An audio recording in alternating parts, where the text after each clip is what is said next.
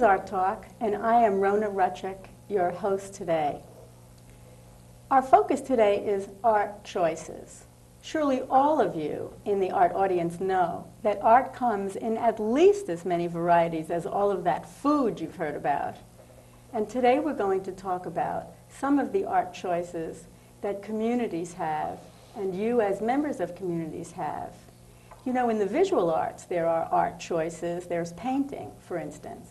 Painting can be done in oils, or acrylics, or watercolors, and they can be large or small, and they can be abstract or real. And then there's photography, and they can be black and white or in color. And what about sculpture? You can walk around some of them, and some of them hang on the wall in relief. And graphics come in all shapes and sizes and in all kinds of ways. But if you're to add an S on that little A word, you're now more than visual arts. You can deal with music that comes in all shapes and forms, and dance, and theater, the written word for both the stage and the page. Today you're going to meet two leaders from the Norwich Arts Council who help their group in art choices for the community, the public, and for the artists who live in the community, and for people who may come to visit our community. I'd like you to meet our guests. Peter Leibert, on my right, is an artist, a faculty member at Connecticut College, who happens to also be the president of the Norwich Arts Council. And David Cruthers, welcome to both of you. David is the director of the Norwich Arts Council. Peter, as long as you wear the hat of both artist and some kind of an administrator of the council, tell us, we already have a director and a president, how does the Norwich Arts Council work, and what is it? The Norwich Arts Council really started in 1987, and it began from a great concern of a lot of people about the arts in Norwich. It is an organization that really is put together to encourage people to be involved with the arts, in theater, music, and in any of the arts, really. The gallery, the cooperative gallery, which is a real strong part of the Arts Council, and I think gives it its visibility, really started after the organization got going, and it was the main thrust of it was to give an exhibition space to individual artists. And it's been a really wonderful experience to be involved in this, especially in the literally the construction of the gallery itself, which became, again, the front for the Norwich Arts Council. And David, when did you come on board? I started as the first director in October of 1992. Although the Arts Council was kind of there before you got there. But That's there right. really wasn't a paid director who was in charge of as much as what you take over now. That's right, that's right. I was hired as the first full-time person there and have been constantly sort of expanding the role of the Arts Council in the community, trying to bring in more things and keeping both focuses, as you've said, on the performing as well as the visual arts, to bring all of the arts into Norwich that way. I see. So now there is a council that you head as director, but now you, Peter, are the director, the president of the council. It's kind of like a board. Sure. And the council decides what the art choices are going to be for your calendar? Somewhat. Somewhat. We have board meetings, and we basically sit around and have a good time and talk about what we feel is important for Norwich as far as what we're doing, whether it be a musical series, whether it be theatrical productions. We also have representatives on the board from these different activities. One of the representatives, for example, speaks for the gallery. The NAC Gallery, and the shows that the NAC Gallery put on are basically shows of their particular members, of our particular members that are involved with it, with the exception of one show a year, is it now? One show a year, that's right. The Arts Council, the Artist Cooperative that Peter refers to as the gallery, is a standing committee of the Arts Council through a joint resolution that the two groups sort of put together. which gives the cooperative sort of main dibs on the gallery space that's at 60 Broadway in I see. downtown Norwich. So there is a specific gallery? Yes. And, okay. That's right. And the Arts Council uses a slot each year to put on different things that are not works of the artists cooperative. Recently we put on an exhibit of Bill Stanley's photos of Norwich. Last year we had done a series of Native American artists. So we bring in different types of art that are not specifically works of the artists cooperative or the NAC gallery, as Peter refers to it. But one of the things, very important things you do is you collect a cooperative of artists. Yes. And this cooperative has this gallery in which to show their art so that the public can see it, perhaps buy it, at least enjoy it. And Absolutely. you open this gallery to the public. Yes. Yes. And you have an open invitation to artists to join this gallery? Well, you can refer to that a little more. I think it's a juried process to get in, is that right? Yeah, membership is really by application. And it's interesting the way the gallery has developed. We're primarily a contemporary art cooperative. And I'm not sure that was intentional, it just seemed to fall in place. You have the Mystic Art Association, which deals with quite traditional art, and the Lime Art Association, and so on. And I think that artists saw this as a particular place they might be interested in. And Well, sorry. I'm sorry, but let me interrupt you just for one moment, and we'll talk more about the gallery. We visited the gallery just a little bit ago, and let's let our listeners take that visit with us now. Let's go to the gallery and see two artists who we met there.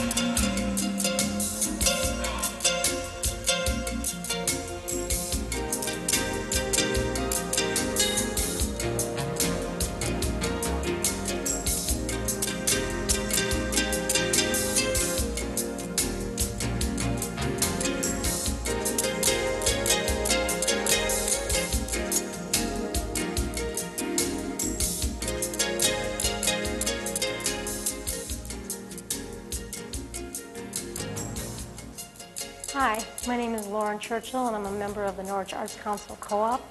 I've been a member since 1990. One of the reasons why I became a member is because I was a student at Eastern Connecticut State University, and my professor was a member of the co-op, and he told me about it. And I thought it would be a interesting group of people to become involved with. It being a rather small group of people, we don't take any more than 20 members at a time. And I was also hoping that becoming a member of something like this, I would be able to continue learning about other people's art and how I can enhance my own art that way. I do a variety of work I do pen and ink. I also do watercolors, a sort of non-realistic fashion. This is very realistic, but I also do very unrealistic things. Realistic and unrealistic at the same time. Surrealistic, I guess you might say it is. I take as a influence music and nature and literature, particularly mythology. Right now, I work at a music store. I work for Strawberries. And I really love music. I love the people that make music. I'm fascinated by the people that make music. I don't know if they are as equally as fascinated with people that make pictures. Sometimes I wonder. But I take some of that fascination and I try to translate that into my work. I don't always do something quite as straightforward as this particular piece right here.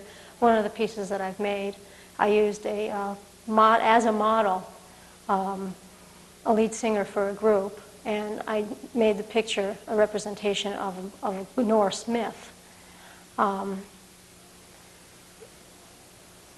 Okay. The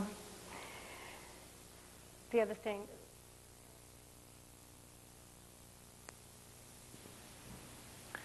Hi, my name is Mark Eslick. I'm a photographer.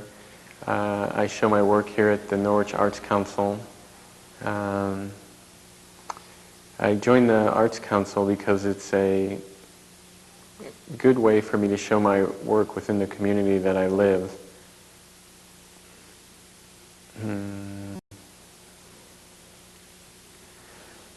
I've been photographing for about 12 years now, steady.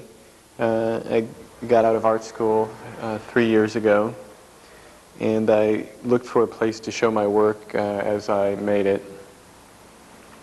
And the Arts Council here seemed like a good way to do that, because I think it's important to show the work within the community that you live in.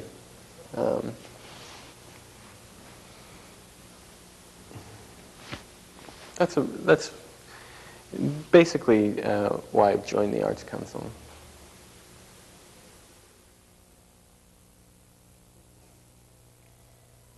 Well, now our visitors, our viewers can see what kind of variety of art choices there is, even in the one gallery. This is the Norwich Arts Council Co-op Gallery, a recent show that was put together, and we saw all sorts of art. These two young artists had interesting things to say about this gallery being very special. How does it differ from other kinds of galleries? I think it probably is quite similar to other kinds of galleries in the sense that it's a cooperative gallery, but it's a special gallery simply because it's a unique combination of people that really seem to get along very, very well together, that seem to have or present a good cross-section in contemporary art.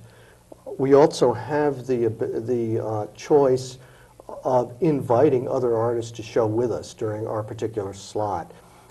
Each artist has a slot that rolls around, I'm not sure how often, I think it's every year, maybe every year and a half, and it's their choice when they want that slot. I see. So they can show their work, and they can also invite someone to share the space with them at that time? That's correct. And they can make that choice? That's right. It doesn't have to be a member of the co-op. It can be somebody outside of the cooperative that they respect or want to exhibit with. I see. So in order to be a member of the cooperative, do you both have a hand in that? Do the artists get to choose? If I want to be a member, do I just let you people know about it? Then what happens? If I received a call at the office from you asking if you wanted to become a member of the Artists Cooperative, I would refer you to the chair of the cooperative, who was one of the artist members, a photographer named Lon Lipman, and put you into contact with him, and then he could give you the idea or the sense as to how to go about getting the proper work together for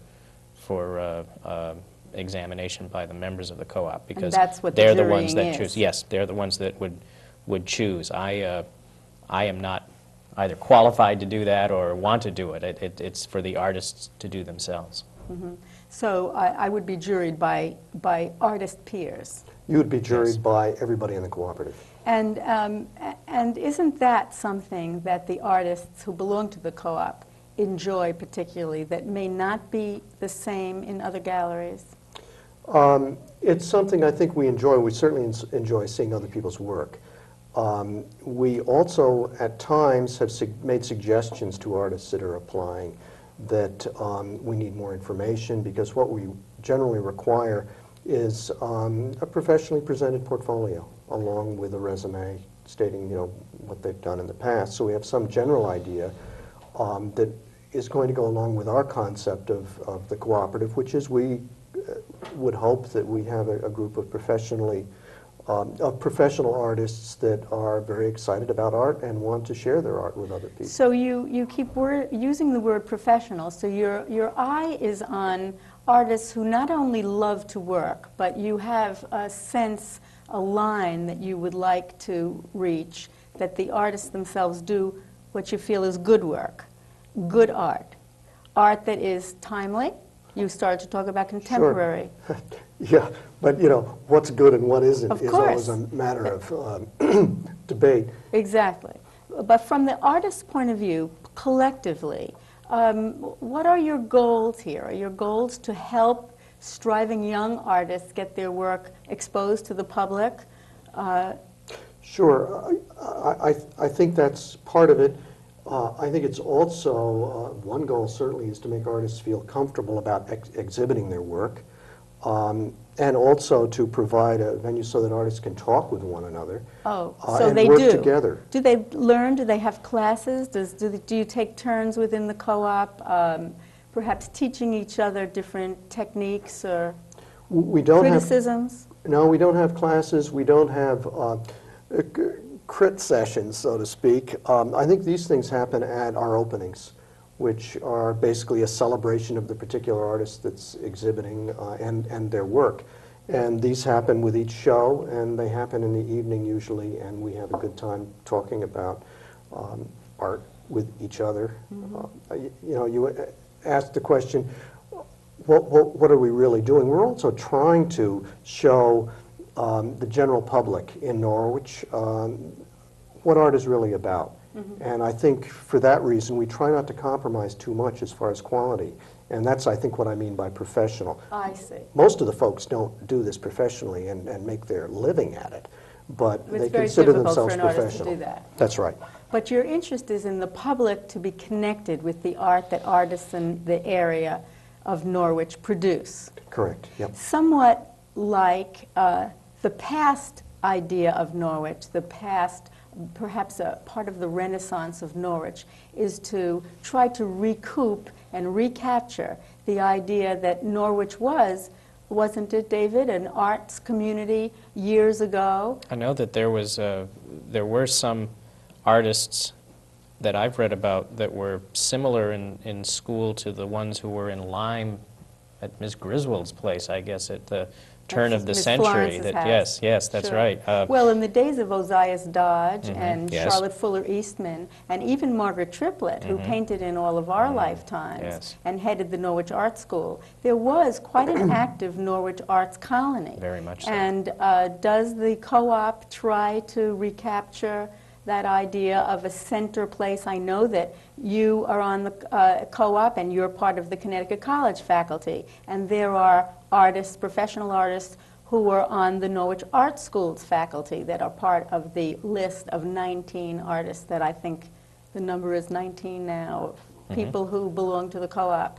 So this might be, for Norwich, the beginning of that part of a renaissance, to recapture the old in a new setting. I would hope so.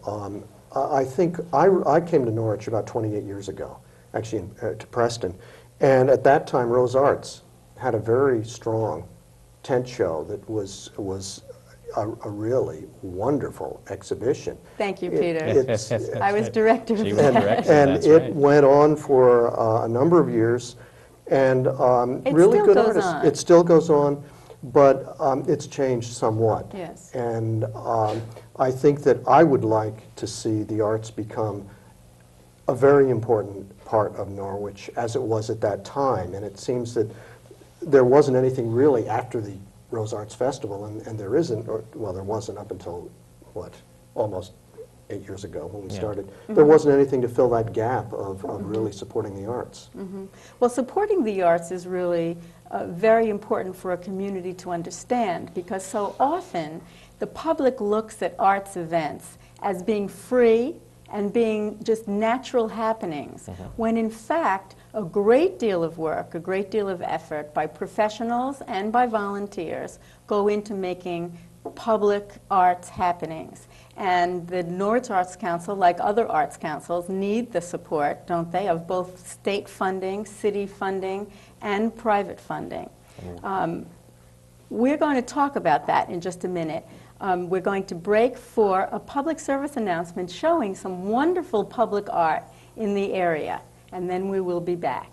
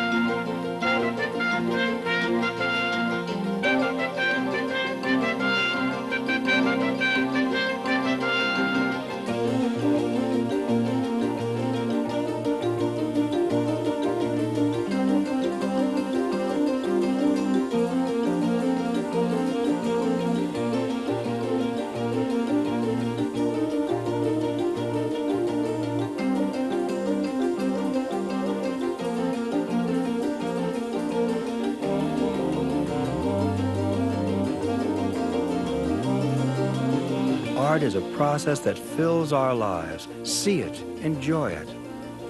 This public service announcement is brought to you by the Griffis Arts Center, New London, Connecticut. We're back with Art Talk. Thanks for coming back with us. We're talking with David Cruthers, Director of the Norwich Arts Council, and Peter Leibert, President of the Council. And we were just talking about how Norwich, like other cities in New England, is enjoying a renaissance, a kind of a recap of the good old days, and a very new, modern, industrial, active city. And many people in the city of Norwich, as there are in their other cities, are trying to create new developments, both industrial and also artistic, to nourish the citizens of Norwich and the visitors we hope to come to our place. David, tell us, one of the things that Norwich is so special about is its geography. It's placed in a beautiful spot, right at the confluence of 3 rivers. And it also has and boasts wonderful architectural spirit, wonderful buildings still standing, some original colonial, some original federal, some original neo-Gothic, all kinds of buildings. What does the NAC do to try to recap that and put it back into the modern day? One thing that, well, 2 things actually that we're trying to do. One is we're trying to purchase our building, which was built, I don't know exactly what the style would be, but probably around the turn of the century, so that we can restore that and keep it as part of the downtown area. We certainly feel that the downtown is beginning to experience that renaissance that I know a lot of people in Norwich have been hoping and waiting and working hard for many, many years. The other is we're going to be hosting our 2nd annual Chelsea Street Festival. Chelsea was the name that was given to the downtown area back, I guess, in the 18th century. And it's being And used it's again. one thing that Johnny London on the radio station especially is trying to push people to use as a connotation of that specific neighborhood of Norwich. We're going to be holding this on Broadway and in Bath Street and Union Square. So in and around the downtown That's area. right, where there is lovely architecture.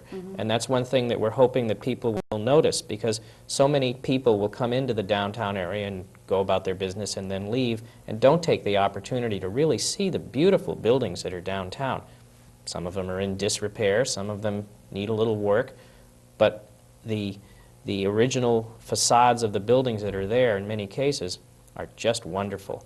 And we're trying to be able, through bringing people into the area by looking at art and by listening to entertainment, that they'll also notice the neighborhood and notice the buildings that are still there. And some of this show will also go down around Water Street, where they can see the water, and the park will all be highlighted. Yes, we'll probably get in, we hope, maybe down toward Market Street, and then maybe not as far down as Water Street, but enough in a place where you can see the water that way.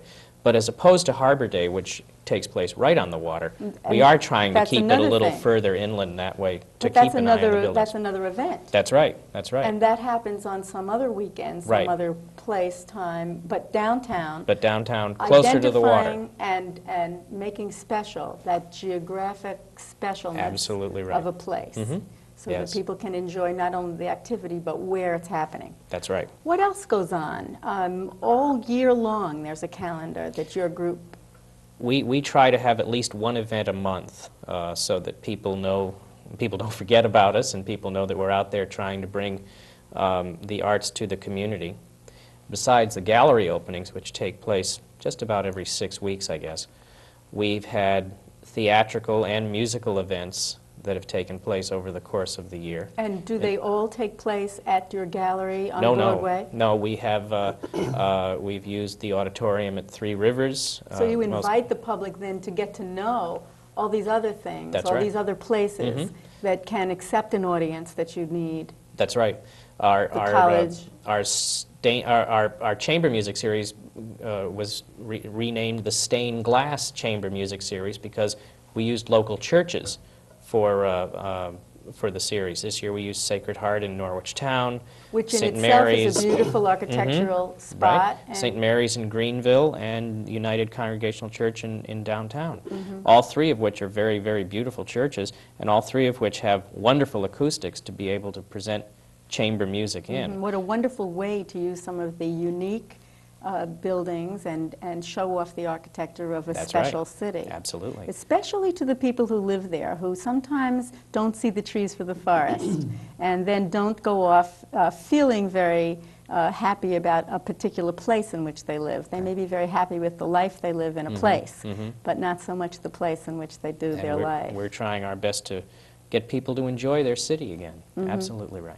That's great. And tell me about your audience and tell me about your funding. How do people come? Do you mail invitations? And how are you fixed for patronage? Well, we have a membership of close to 250 people that have given money anywhere from $10 to $100 to And be lots able of time, to, I imagine. Yes, you get. yes. We have a group, a pretty solid group of about maybe 20 to 25 volunteers that help us and do work and help me out, since I'm the only person there. When I need some help with things, I can rely on quite a few volunteers to help out that way.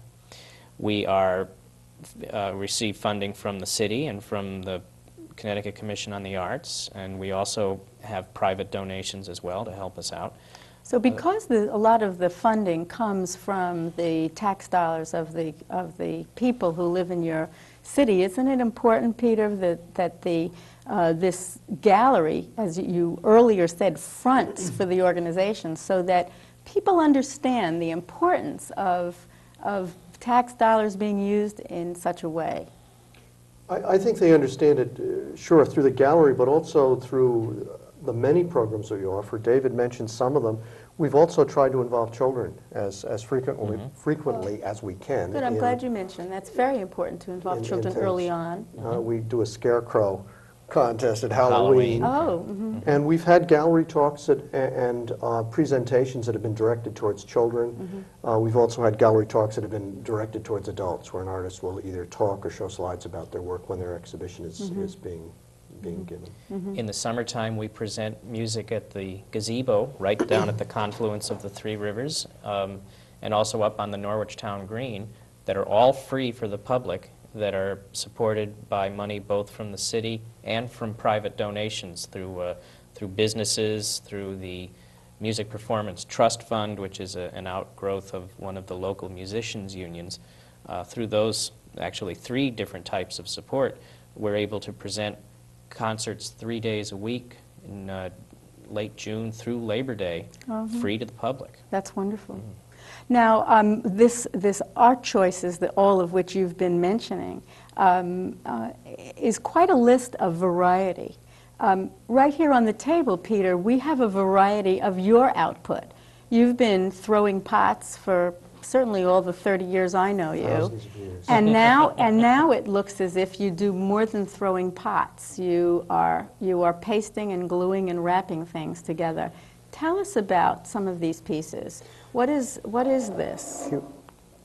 This piece, I'm not sure what it is, as a matter of fact. It's a sculptural piece. It's kind of a sculptural piece that is really kind of involved with a little bit of ritual, which I've been involved with for years, and I'm not sure what type of ritual, but it's kind of a beach stick. And that simply means that it came from Nova Scotia, where we have a cabin that sits up above the Bay of Fundy. And it's a piece that I kind of think would be nice to walk along the beach with, just to bring luck to whoever else might be on the beach. But it's a wall piece. It's a wall piece, and it's from your show of found objects, that you've collected things from your real life and you've put them together for memories of... I guess I try not to, when I do a piece, especially a found piece, I try to improve it, hopefully. And if it does anything to really wreck it or ruin it... Give it a life of its own, so it lasts forever. And I was very impressed by a show I saw in Japan. I think his name's David Nash, and pictures, huge pieces of sculpture that were intentionally burned and had metal set. Actually, they didn't have metal. They were intentionally burned and carved with a chainsaw. These are very, very large pieces, and I was very impressed with what burned would look like, and that's what I've been working with lately. This bowl is, let me put this down Sure. carefully over here, and if Mark can get this on. This is a bowl that actually hangs on a wall as a decorative object, but it also has a function. It can be used. Either way. And I've been doing bowls and hanging pieces, plates, bowls, whatever, for years, that are oftentimes fired with weeds, which may sound strange, but the weeds leave a definite pattern. And I became very involved in that many, many years ago when I studied with someone who'd been to Japan. And I saw some of this quite rustic work and really got involved with it then, and have since been to Japan twice and have really become very excited about what I saw there.